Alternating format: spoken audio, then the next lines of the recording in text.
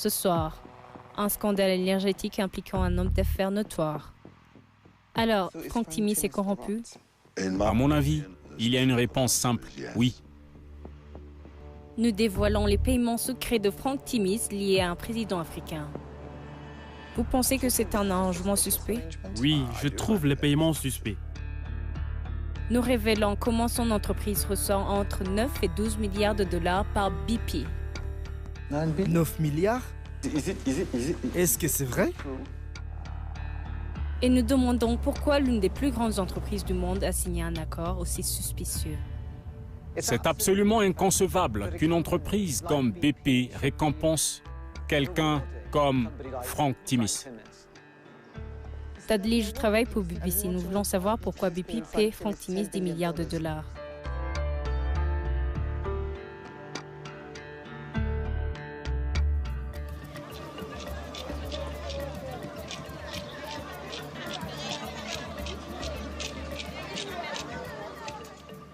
Nous sommes au Sénégal, sur la côte ouest de l'Afrique. Des millions de personnes y vivent dans la pauvreté. Mais le niveau de vie pourrait être bien plus élevé. C'est un pays riche en ressources naturelles. D'importantes réserves de pétrole et de gaz y ont été découvertes. Mais une partie de cette richesse a disparu à cause de la corruption.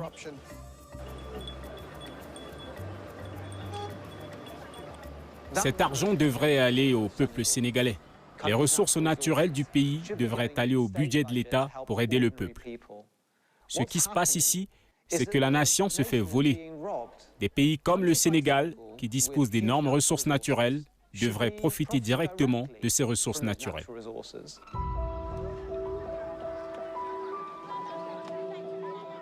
J'enquête sur un accord qui a coûté des milliards de dollars au peuple sénégalais. Cela implique un homme d'affaires basé à Londres, ainsi que l'une des plus grandes entreprises britanniques. En 2011, le Sénégal distribuait 2 concessions d'exploration pour le pétrole et le gaz. Les blocs couvraient une superficie de 6 700 m² au large de la côte. Une grande compagnie pétrolière voulait commencer le forage, mais à la dernière minute, les blocs ont été donnés à une compagnie inconnue. Petrotim. Une entreprise sans expérience aucune en matière de forage en mer. La société Petrotim, la société qui a finalement été retenue, n'aurait pas dû bénéficier de ces permis en attribution pour les raisons suivantes. C'est une société qui n'avait aucune expérience dans le domaine. Petrotim n'avait aucun passé connu, prouvé, pouvant justifier une expérience dans le domaine de la recherche pétrolière et de l'exploitation pétrolière.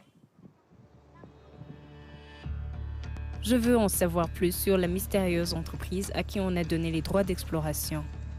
Je cherche donc son siège social. Je cherche une société appelée Petrotim. Ils ont donc quitté le bâtiment, ils ne sont plus là. On dirait qu'il y avait des appartements ici. Savez-vous s'il y avait aussi des bureaux? Non, il dit qu'il n'y a que des immeubles ici, pas de bureaux. Les 2 concessions offshore ont été attribuées à une société gérée à partir d'un immeuble d'appartements. Et ce n'est pas la seule chose étrange dans cet accord. Il s'agit d'un accord entre le gouvernement sénégalais et Petrotim. Il est daté du 8 décembre 2011. Ce qui est étrange car la société Petrotim n'a été créée que 6 semaines plus tard.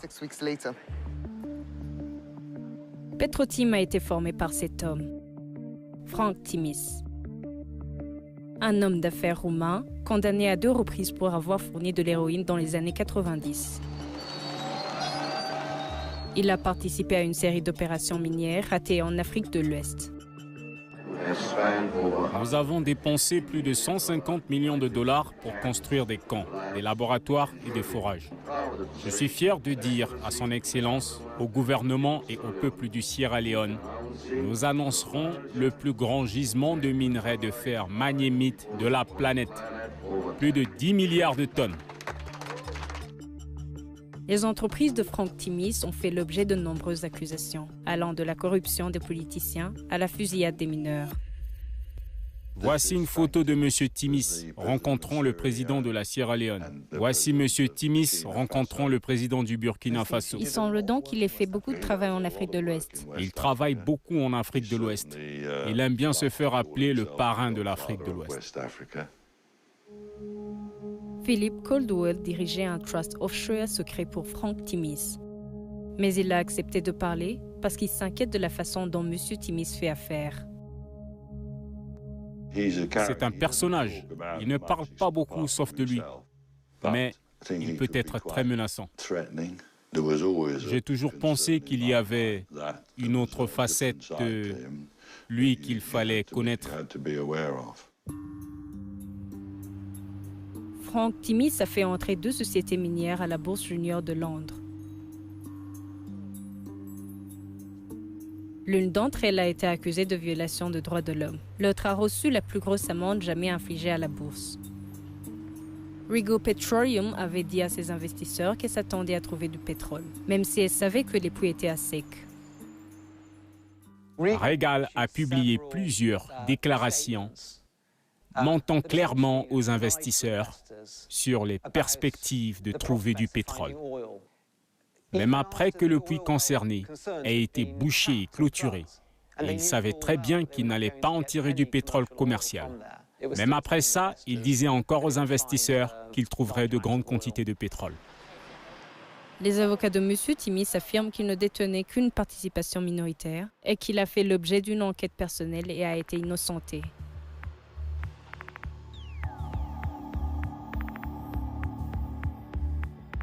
Mais nous avons maintenant de nouvelles informations sur Frank Timis.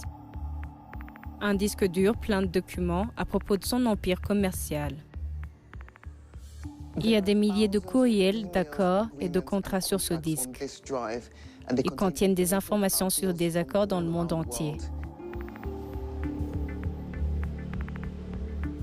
Le disque dur contient également des informations sur ses finances personnelles. Il révèle notamment que Frank Timis dépensait 14 000 livres sterling par mois sur son appartement de luxe à Londres.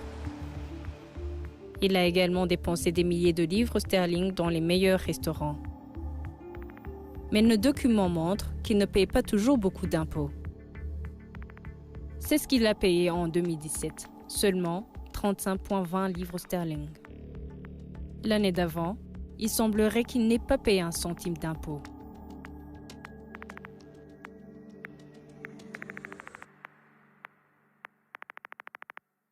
Je pense que n'importe quel membre du public qui regarde ce document et qui voit ici une personne qui paie 30,20 livres sterling comme montant total de l'impôt sur le revenu pour l'année et qui regarde ensuite le style de vie de cette personne, voit qu'il y a quelque chose qui cloche. Ça ne colle pas. Frank Timis a financé sa vie de luxe avec l'argent de son trust offshore. La plus grande partie de l'argent est venue sous forme de paiement appelé distribution, qui aurait dû être imposable. Mais peu de temps avant de produire sa déclaration de revenus, Frank Timis a demandé à son trust de transformer ses distributions en prêts.